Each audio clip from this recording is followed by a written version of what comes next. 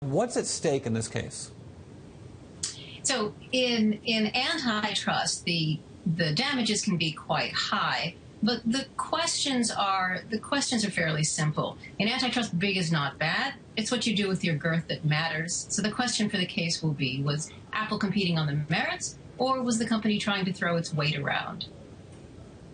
And as it relates to that rate, Michael, there's a lot of discussion about Apple sort of saying to trying to control their own world of letting music on there. I remember quite well when they announced that you couldn't download other kinds of music onto their device.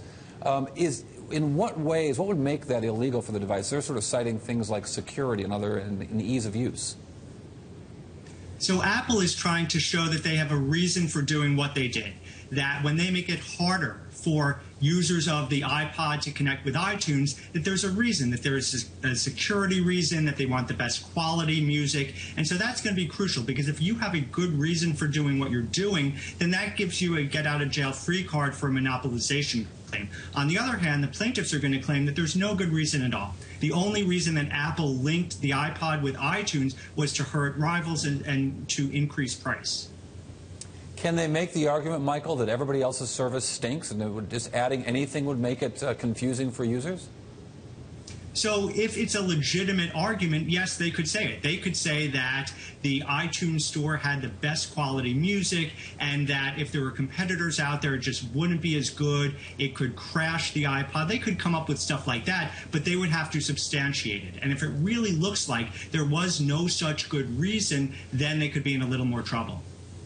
Robin, as I understand it, beauty is in the eye of the beholder. If they just claim it's beautiful the way that they had it, excluding other services, is that enough? When you have a jury in front of you, the question is, who can tell a story that the jury believes? The question for the jury was Apple trying to do the things that consumers want, create greater security, create greater products, or were the updates that were happening just a way to try to strangle nascent competitors in the cradle? The case concerns technology that kept older iPods from playing songs downloaded from other services, other song services. The question is, was Apple doing things that were legitimate, or were they just trying to strangle competitors? Michael, looming large in all things Apple always is Steve Jobs. The videotape testimony of Steve Jobs has got to be powerful. There's no better storyteller in the history of technology than Steve Jobs. Is the sympathy of a sick Steve Jobs before his death, is that going to change the jury? And what has the judge done to sort of keep that from happening? So it is a complex question, and the judge has said that the plaintiffs don't get to introduce some sort of inflammatory material that Jobs may have said, as long as you don't open the door to talk about what a great visionary he was. And one of the difficulties that you face in antitrust litigation, if you're Apple, is that Steve Jobs, no matter what a visionary he was, no matter what a genius he was, said some things in terms of Apple striving to be the best and to quash competitors that, through the lens of an antitrust filter, don't necessarily look so good. So when you're saying in the business world we're going to be the best, that's one thing. When you're saying we're going to quash our rivals and it's tossed up on the screen in front of a jury in an antitrust trial, that's something else. Michael, you mentioned what will probably be a magic word in this trial. I want to ask Robin about this word, visionary. The judge has said if you use the word visionary, Apple, then you can bring in the whole basket of all the stuff that Steve Jobs has done that is found to be anti-competitive. The case in San Jose where they have tried to limit the ability of other companies to hire Apple employees to hold down wages. The case in New York where the book publishers may have conspired with Apple to fix prices. That whole issue of describing Steve Jobs as a visionary, using that word, could trigger some big changes in this trial, no? Raising Steve Jobs from the dead is a risky strategy. It's the plaintiffs who are trying to try to show that he was an aggressive businessman, determined to win at all costs. But that could backfire, particularly for a jury in Silicon Valley.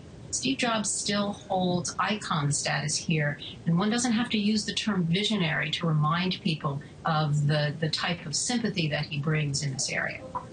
Yeah, Robin, to that, I mean, this trial is being held in Oakland. I mean, technology is all around us here in the Bay Area.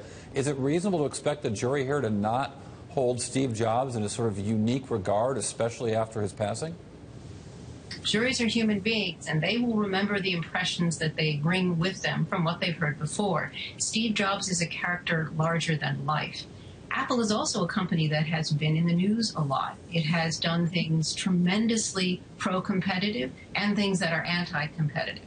iTunes itself is one of the most exciting pro-competitive moves that happened in recent times. It opened up a tremendous amount of competition in the music industry by allowing individuals to download songs individually and to buy them online.